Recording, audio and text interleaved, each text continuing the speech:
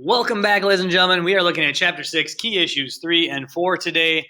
And so what we are going to be talking about is how are religions organized, or how do they organize over their space and their territory, and why do conflicts arise among religious groups? So let's go ahead and take a look. Number one, we're going to look at and kind of go through each of our different types of religion that we have here. And so the first one we're going to start off with is Christianity and where Christians worship. Christians worship in churches. They also look at the idea of the church being a little bit more important than some of the other religions is because it ends up being a religious place of gathering. All right, they collectively worship on the church site typically. They usually are placed in fairly high-profile locations. For instance, like the St. Paul's Cathedral there, right in St. Paul, right up on the hill, kind of overlooks the rest of the city. And when we look at the architecture, it can vary really greatly from place to place. Like you see the cathedral there on the left in St. Paul versus what looks like probably a Lutheran building in rural Minnesota somewhere, perhaps. Okay, so again, the architecture can vary greatly by location and also by denomination. So we look at some of the other Roman Catholic churches around the world. All right, we see the Vatican there, St. Paul's Basilica here. We look at Notre Dame right there in there. There's also the one in Spain. So there's all kinds of different architecture types, whether it is Gothic or Romanesque, or you can see some of the different spires that are in there as well. All right, so lots of different architectural types in even the Roman Catholic churches. We look at Protestant churches, and again, a different architectural type. A lot of the Protestant churches coming after some of those grand cathedrals. But you can see, if you look at the one in the bottom, still fairly large buildings with these kind of Gothic looks to them in some cases. But again, not in others. Sometimes you see a little bit more basic look to the church, right, when we look at Protestantism. Here's Orthodox churches. This is Eastern Orthodoxy, which is part of the Christian branch here, or one of the Christian branches, and you can see we've got the St. Basil's Cathedral on the left there in Russia. We've also got some of the other designs here, and you can see a little bit different dome shape to them and a little bit different looking style of churches. Right? Again, it's cultural to some extent too. All right, so shifting over to Islam, we look at where Muslims worship. They worship in mosques, and it's a little bit different than Christianity. It is still similar, but unlike the churches that we just saw there. The space is usually there for a community assembly. So people do come together there, but it's a little bit different than what we just saw with the churches, obviously. They tend to be, or could be, grand and ornate in their architecture. These specifically in large Muslim cities throughout the world. You might have these really grand looking buildings, but in some smaller places or other places, we might see smaller villages. And the little small buildings in those villages are the mosque that they worship at. A lot of times they tend to be centered on a courtyard, and the prayer space is always going to be aligned facing the city of Mecca. Whenever prayer is done, they face the city of Mecca when they do their prayer. And a lot of times you will also see minarets, which are the kind of tall spires on the outside, where the call to prayer at one time was called out from. All right, we see speakers do that today, that work. So look at there on the upper left, we have the Great Mosque in Mecca, the world's largest mosque right there. You can see the spires or the minarets on the outside. And so you can couple that with, again, on the lower one, you still have a pretty grand looking one. That's one in Istanbul, Turkey. And then if you were to look at the one in the upper right-hand corner, you can see that's actually in Timbuktu in Africa, Western Africa, which a little bit different architecture, obviously. And then the one in the lower right is one that would be in America. So again, you can see all kinds of different architectural styles depending on where those mosques are located. We look at people who are Jewish and people who are Sikh, and you can see that people who are Jewish worship in synagogues.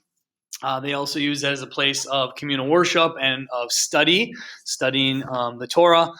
We look at the one on the top there, that is Mount Zion Synagogue. It's in the city of St. Paul. So you can see what that looks like. And again, they will look different styles of architecture for different places.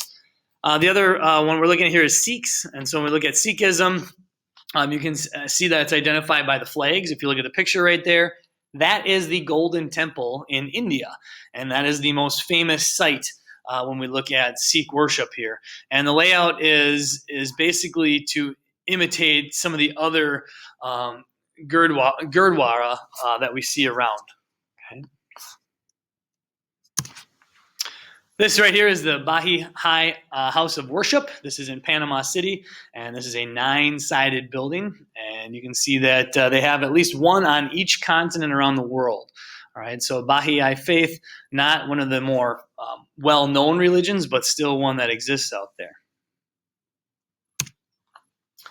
Looking at people who are Buddhist or Shintoist, and we look at where they worship, they tend to worship in pagodas, which are those kind of prominent and elaborate-looking buildings we see kind of on the right there. And it's not necessarily places of mass worship, but they are these kind of tall towers there that usually have some kind of relic of the Buddha, if it's a Buddhist one. Otherwise, some kind of relic that they may use for their worship in Shintoism. And so you can see it's usually located near a temple, and the temple is where they actually do the worshiping. And then a lot of times when we look at Shintoism, it'll be marked by what they call a torii gate, which is what we see at the bottom down there, kind of a symbol or the symbolism of Shintoism. And here's some other examples here of Buddhist and Shinto architecture. So you can see some of the differences here. A lot of them do have that kind of Eastern Asian look to them, right? The Chinese, Japanese, or even Indian in some cases looks here. Finally, we look at where do people who are Hindu worship, and they also worship in temples. Again, the temples are not for collective worship. They don't all come together on a specific day to worship like Islam or Christianity or Judaism, but these are more places where that they can go to worship a specific god. And they oftentimes will have shrines or relics inside those temples, and then they'll usually have a shrine at home dedicated to a specific god, whichever god they have chosen to honor with their family, and then they will do their worshiping in private. All right, so those temples are usually maintained by the community that it exists in. And so here's some examples of Hindu temples. You can see the shrine in their own home where they do their actual worshiping, and then some of the other major temples around the world. The one in the upper right is Angkor Wat. It is the largest religious structure in the world as far as the size of it, all right, the acreage that it covers.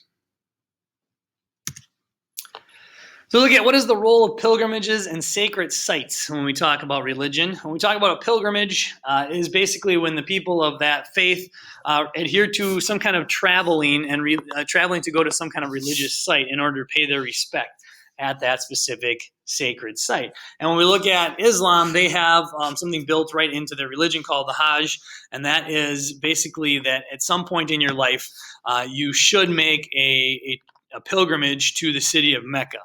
All right, and that is if you're able to do that in your lifetime, you should make that pilgrimage. It's part of the 5 pillars of Islam. When we look at the sacred sites, we're talking about different places that may have an infused with some sort of religious meaning. Some of them might be physical, like what you see up there, Devil's Tower or Ayers Rock in Australia, or Bear Butte. That a lot of times will conflict with tourism a little bit. People want to go to those sites to see those natural phenomena, even though they are religious sites to some people.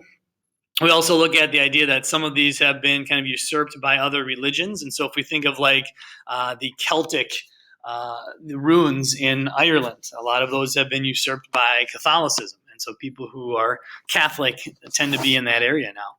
And Jerusalem's a really good example. All kinds of different religious sites. And obviously you're going to have 3 different religions that will want to make pilgrimages to those sites, right? Islam, Judaism, and Christianity. Some of the other holy sites that we see here around the world, Buddhism has 8 holy sites altogether. They are out throughout India and Nepal. They are all in some way linked to the life of the Buddha, the original Buddha named Siddhartha Gautama. All right, they're all linked to his life in some way. Islam, a lot of the cities are associated with the life of Muhammad as well. So Mecca is the holiest city. That's the birthplace of Muhammad. It's where the Kaaba is located, and that's where the Great Mosque is that we just saw. Medina is where Muhammad's tomb is, and it's also the city where he began the religion of Islam.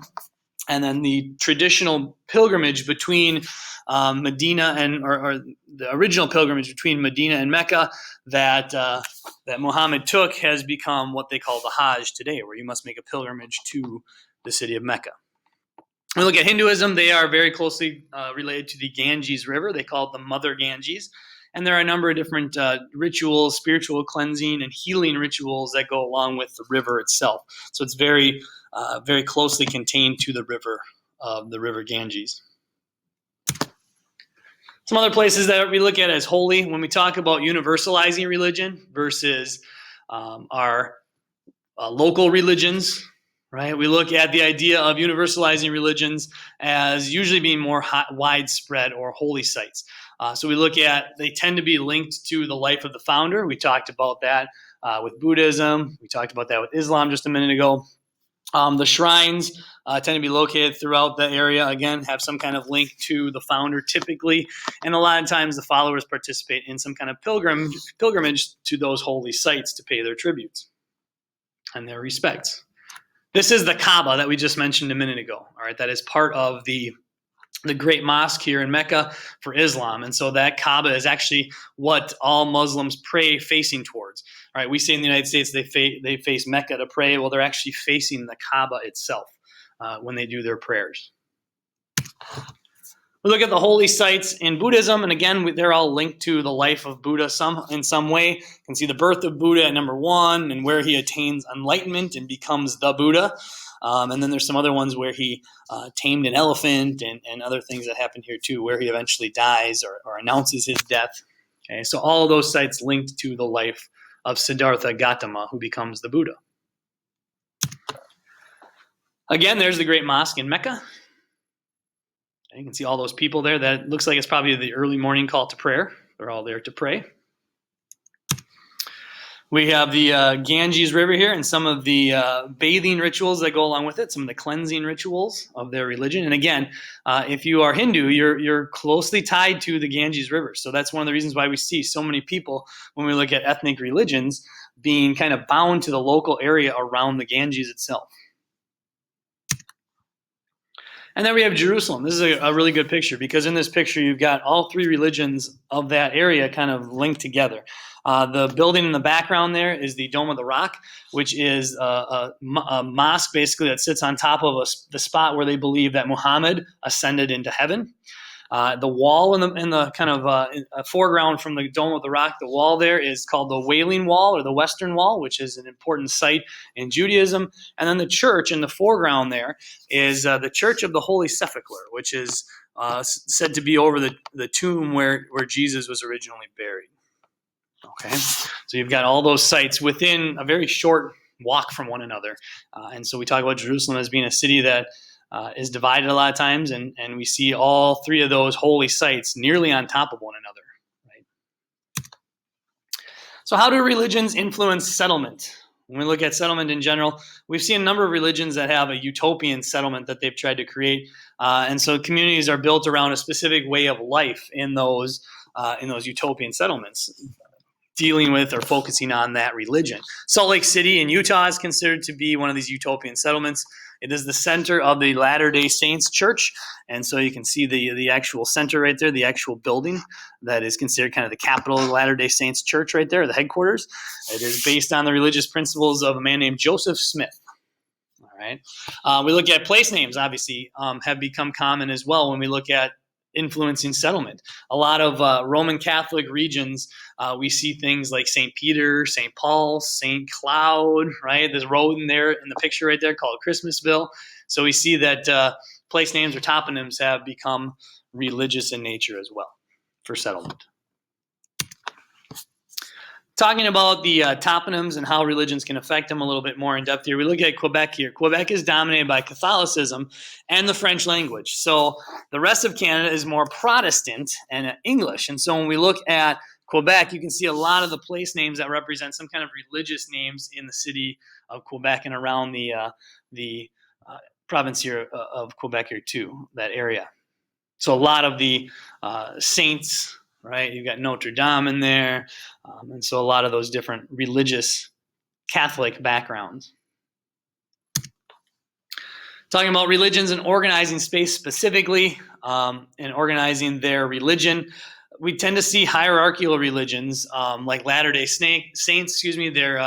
They're organized into what they call wards and stakes, and those are all based on population. Roman Catholicism is based on provinces, dioceses, and parishes. And some Protestant churches are actually very similar to that. And we look at that, the hierarchy, as kind of just breaking things down so they have like one person in charge of each of these things, these areas, these provinces or dioceses or parishes, whatever that they are looking at. All right. When we talk about autonomous religions, Islam, there isn't really a hierarchy or a territorial organization, but there are some countries that are what we call theocratic states.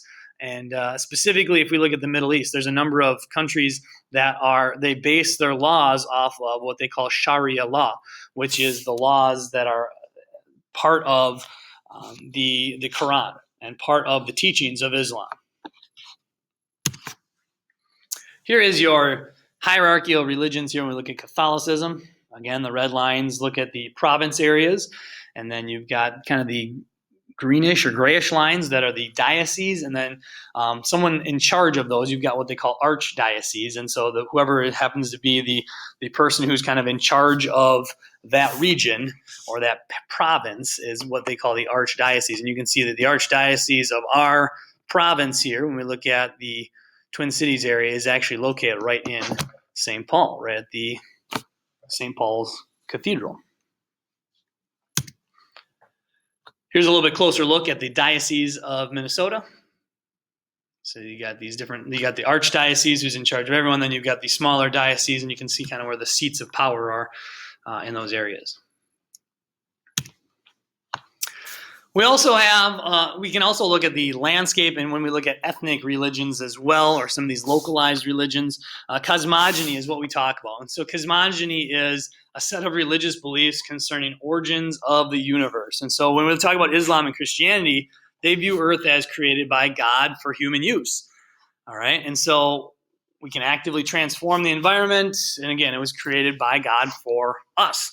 When we look at some of the other religions, though, a little bit different. Chinese traditional religions talk about that there are two forces that make up the entire universe, and those forces must be in balance with each other. And that's that symbol we look at right there, called the yin and the yang. You must have darkness to have light. You must have evil to have good. All right? And so the idea that everything must be in balance. And a lot of folk religions view control of the universe through spirits or gods, so a little bit differently than what Islam or Christianity might. So we'll also talk about diffusion and some of the landscapes of Hinduism here. When we talk about ethnic religions, they tend to mean relatively small or have relatively small diffusion. Right? They are tied to a specific location or a specific area. And so they don't diffuse a whole lot. All right. Think of Hinduism. Hinduism does not diffuse from India a whole lot because you've got the Ganges River there. So it tends to stick to that area. And so when we talk about India here as well, it dominates the landscape. Hinduism dominates that area. It's very easy to see. You can see the shrines that we've got there in the upper top, or the temple there. We've got shrines to different gods throughout the Indian areas here in the Indian regions. And it is accessible, but it's minimally disruptive to the natural landscape around the area. And so that's one thing we tend to see in these localized religions or these ethnic religions, is that they aren't going to alter the landscape in great ways. They tend to be more in harmony with the landscape. One good example we have here is that cows are holy animals in Indian culture or in Hinduism here. And so we see a lot of cows, festivals, and holy men might be out as well in those areas. And so you'll see Hinduism influence the landscape. Right, in India. And so when we look at those different religions, they deal with their dead, again, based on area. It could be climate, it could be landscape, could be the actual religion doctrine itself. But Christians, Muslims, and Jews tend to entomb or bury bodies. And this dates back all the way back to ancient Rome, where they had the catacombs under the city, and bodies were laid to rest underground. Also, we see cemeteries as being used as public spaces, and also cultures today are starting to shift more towards cremation. That becomes a space issue. Some cultures that practice Christianity or Islam or Judaism are running out of space for burial, and so cremation has become another method. Other methods we see, again, we talked about Hinduism is famous for cremation. We look at, usually right on the Ganges River itself, we look at exposure being used in Buddhism and animism. We have Zoroastrianism actually using exposure as well, leaving the body outside to decompose on its own. And then a lot of Micronesian countries or Pacific countries use disposal at sea as their preferred method of dealing with the dead. And here's some of your examples here. You've got your cemetery or your entombment, right? You've got the Zoroastrian exposure site there, and you've got cremation right on the side of the Ganges River for Hinduism. So how do religions affect the calendar? When we talk about the calendar itself, universalizing religions tend to recognize the dates of the actual founder of the religion. So we think of like Ramadan with Islam, Easter and Christmas for Christianity. And when we look at that, they tend to use, specifically Islam here, uses a lunar calendar. So Ramadan's dates actually change every year. Whereas the Christian calendar, it does not, they don't use a lunar calendar, right? So the dates are set on specific dates each year. We talk about ethnic religions, their calendars are more organized around seasons. And so specifically Israel, not necessarily everywhere, but we talk about, for Judaism, the idea of Passover and Sukkot. So we look at the Passover being kind of the time of season where they would plant crops, and the Sukkot being in the time of the year where they would harvest those crops. We also look at solstice holidays. June 21st and 22nd and December 20th and 21st have special significance in a lot of ethnic religions. And those are the longest and shortest days of the year. And so like Stonehenge is an important place there when we look at that on the solstices or the equinox here of when those when that site is specifically important of their religious meanings to those people. Few green slides as we go through talking about conflicts and how conflicts arise here. We look at interfaith conflicts and intra-faith conflicts. Interfaith conflicts are those between two different religions. And so when we look here, we have Christianity, we have Islam making up a good portion of the areas on Africa here. And so that would be an interfaith conflict between those two. So Israel has interfaith conflicts. India and Pakistan have faced that. Nigeria has faced that. All right. When we look at intra-faith conflicts, we talk about conflicts within an actual religion itself. And so we talk about Northern Ireland, where you have Catholics versus Protestants, and we look at, in Islam, the idea of Sunni versus Shia Muslims, all right, two different kind of branches of that religion. So we talk about conflict existing in religion, again, going a little bit more in depth on the religion versus religion, the religion here. We talk about fundamentalism a lot of times being promoted by religions. And so this is a kind of people that literally interpret the doctrine and are very strict to adhere to the rules of that doctrine. They tend to have very strict and strong beliefs of their own faith being the correct faith. And that is going to lead to a lot of conflict when they arise with other groups. Ireland is a good example of intra-faith, and that is Catholics versus Protestants. Ireland had a long time been part of the United Kingdom all the way until 1937 when they decided to split off. And so the south portion of Ireland, which you can see in the map there on the right, if you look behind the gun, the south portion of Ireland was mainly Catholic, and the northeastern portion was mainly Protestant. And so that northeastern portion there decided to stay with the United Kingdom when the rest of Ireland decided to leave the United Kingdom. And so that eventually led to a breakout of war and battles here. You have the Irish Republican Army that was formed to help reunite all of Ireland. They used force and kind of violence to try to protest against the British rule of the northeastern portion there. And still today, they are separate. So the Northern Ireland is still part of the United Kingdom, and the rest of Ireland is its independent country. And again, we see heavily Catholic people in the south, and the north portion there is still heavily Protestant. And so there's a good example map right there. You can see the darker the green, the more Protestant an area is. So a lot of Protestants in that North Ireland area. A little bit more here, we look at what is the religious conflict with Nigeria, because we mentioned that one. And we talk about the north being more Muslim and the south being more Christian. And so you can see that split fairly easily between the north and the south, especially in that lower right map right there. This is really more interfaith conflict here. It's cultural and economic. It's not just religious based. We also look at the south being a little bit more farming based versus the north being a little bit more herding based, and it comes down to climate regions, right? The north is a little bit more dry and grassland versus the south being a little bit more tropical, and so there's definitely economic issues here. There's definitely, if we look at the lower left map there, there's some ethnic and tribal conflict going on here as well between those two groups. So it's not just religious based, but there is a religious interfaith aspect here. When we talk about what other conflicts exist within religion, we also have religion versus social change. In fact, the Taliban in Afghanistan is a really good example of this. The Taliban, when they were put in charge, they enacted very strict rules in order to maintain control of the people. And so they went to a very, very strict Sharia law and made sure to make those social changes. Most of the laws then were focused on eliminating the influence of Western culture in their country. And it actually, if we look at the development level, it actually set them back, their development level. Afghanistan was definitely a newly industrializing country. And then prior to the Taliban and after the Taliban enacted these new laws, they've kind of slid back towards more in the LDC category. Okay. Years of war haven't helped either.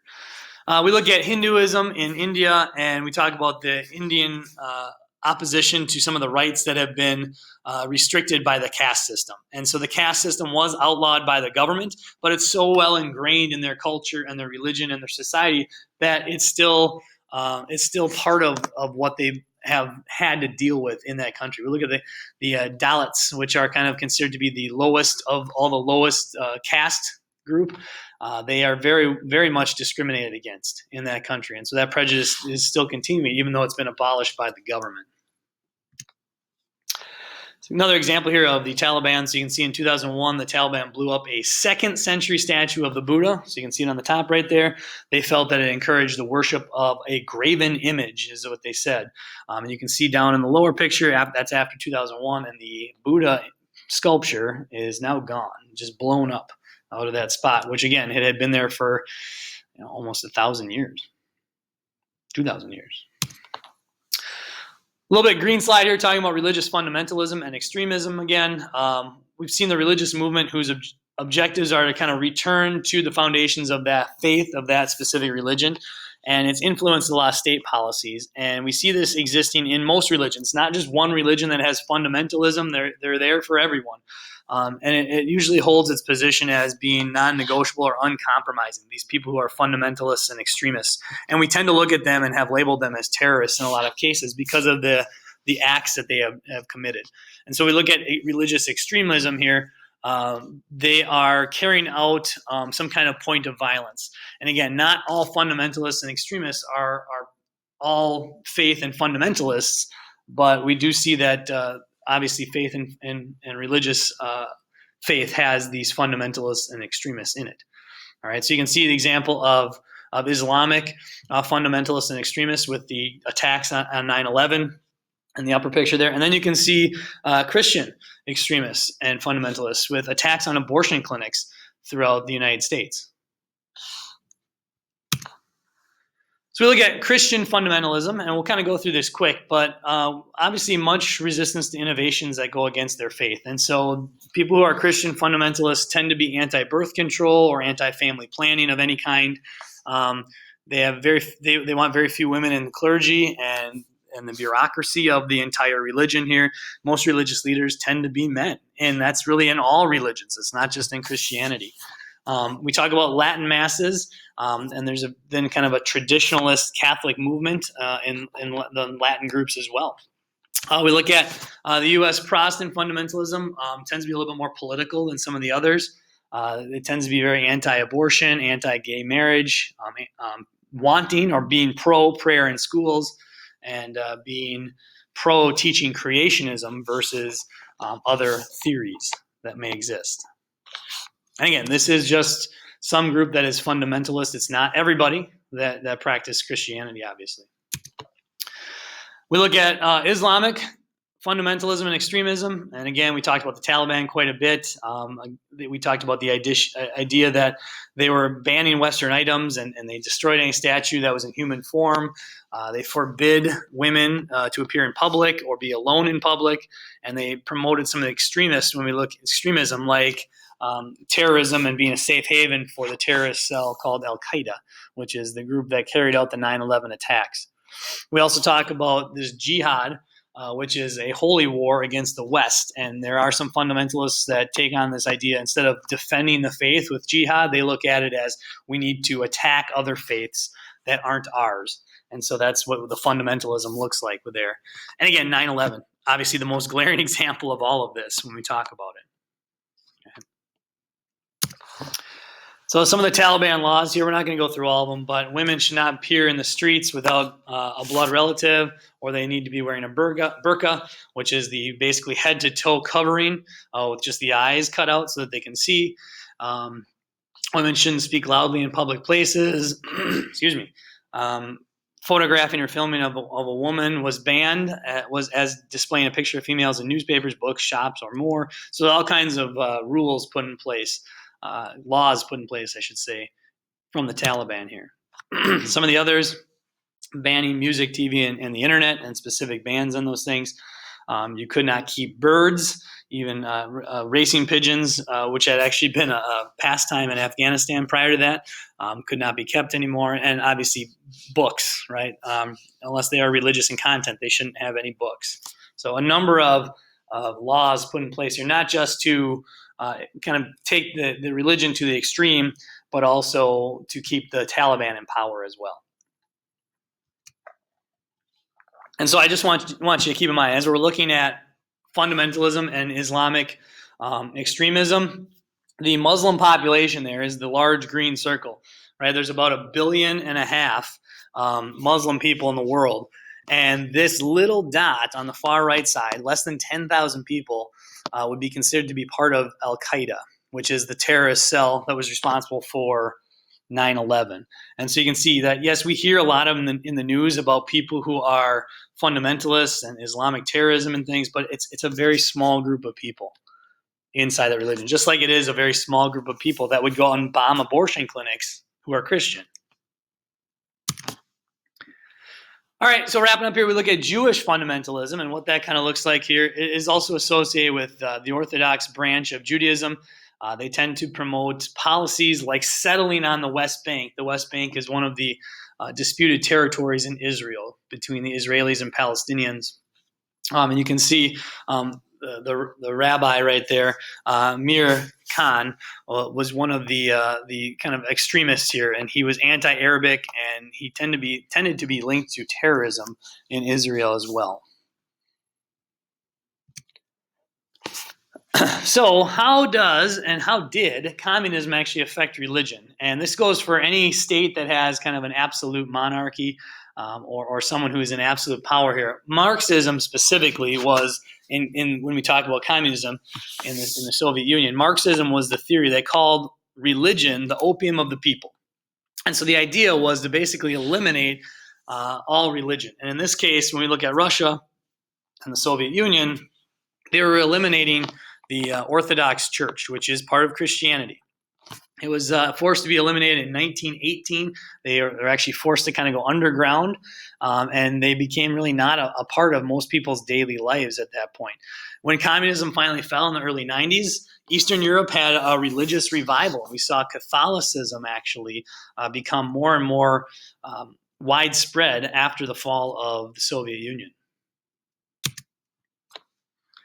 Chinese imperialism also has affected some of the religion as well. We look at independent nations versus Chinese states, and we talk about Tibet. Tibet believes that they are an independent state, independent nation, but China looks at them as if they are a territory of China. And so that has led to a lot of issues between the Tibetan society. They've been dominated by Buddhism for a long time, and Communist China retook Tibet in 1951. They went through and destroyed temples. They forced communal farms instead of pastoral nomadism. And they went through and and basically destroyed their faith to some extent. And there was a lot of conflict then over who would find the next Dalai Lama. The current Dalai Lama, and so the idea is it's the reincarnation here of the Buddha, but the current Dalai Lama right there is still alive. He is exiled from Tibet because he does not want to be taken by the Chinese government, and so he is no longer living in Tibet, but he lives out in other countries. And that picture right there, Mr. Sheridan really liked. Beastie Boys with the Dalai Lama here. That was from the 90s. There was a concert to free Tibet.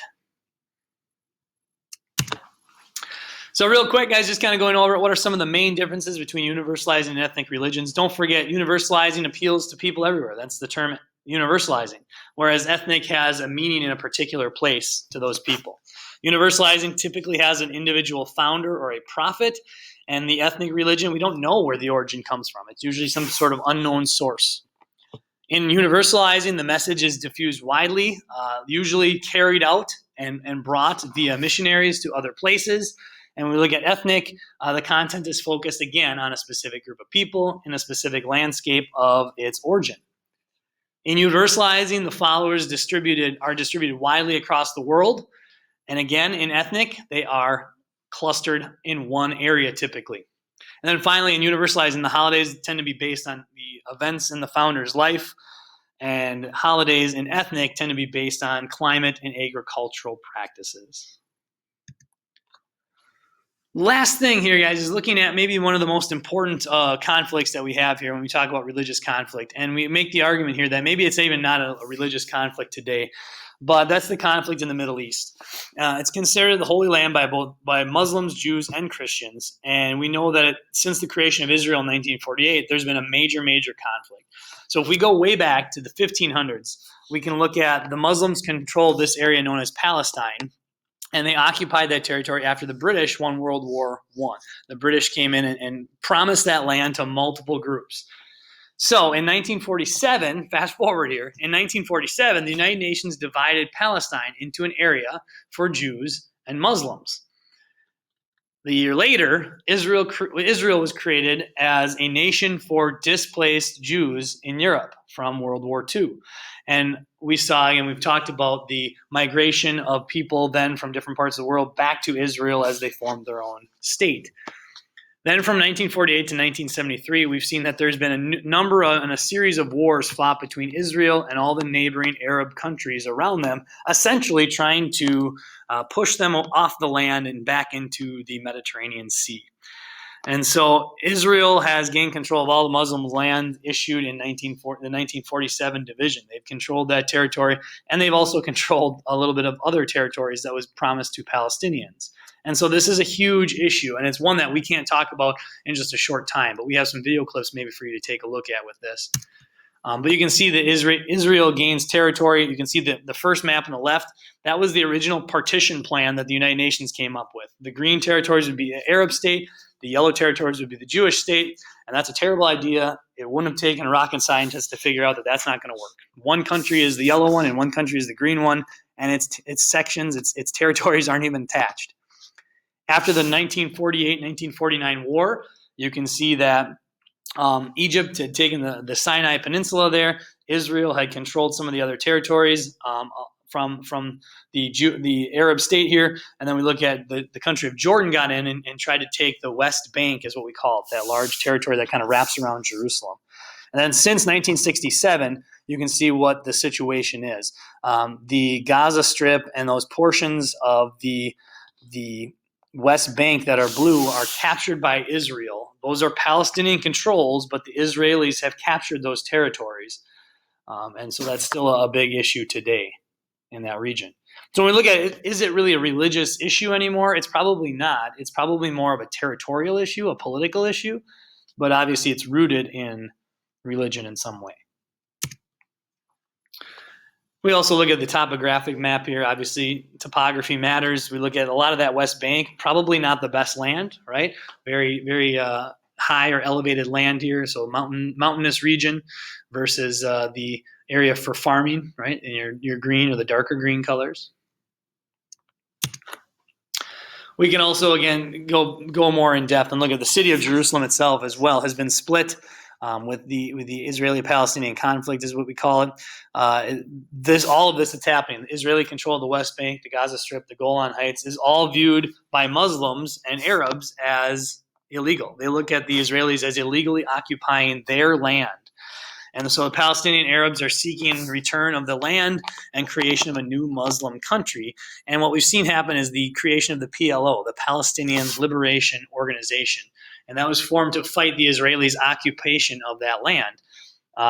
Current leadership is Hamas or Fatah, which is another group that's involved with it.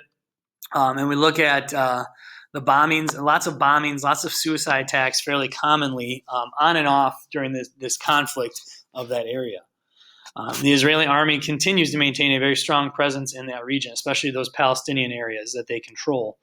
And they are currently controlled or supported, I should say, by the U.S. and the European allies. Israel's strongest supporter is the United States.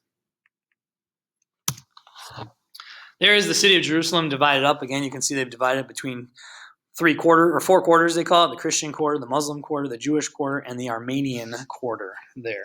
And you can see some of those holy sites. The Church of the Holy Sepulchre is in the Christian quarter.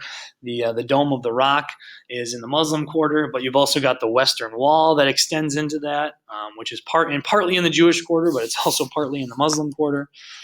So you've still got some issues here when we look at the division of the city itself. And then we've already kind of looked at that, the holy sites that are all located within a very short distance of one another. The Dome of the Rock, the Al-Aqsa Mosque, the West Wall or Western Wall or the Wailing Wall as well.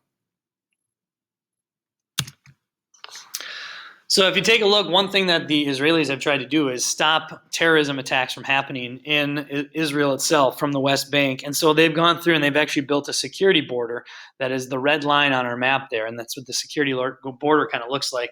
They've built that all across the Western Wall here, all across the West Bank in order to stop those attacks. And it's actually done a pretty good job of stopping some of those terrorist attacks. But you can see if you look closely there, there's been some Israeli settlements that were built on the other side of the wall that now have been or very, very close to the wall, which is why the wall is built the way it is. They are actually built in Palestinian territory. And so the Palestinians are losing some of that territory. Israel has taken some of that territory after the fact too. There's another example. There's an example of the wall right there. And that's it, ladies and gentlemen. All right. So, again, make sure you get the information you need, and we'll see you again soon.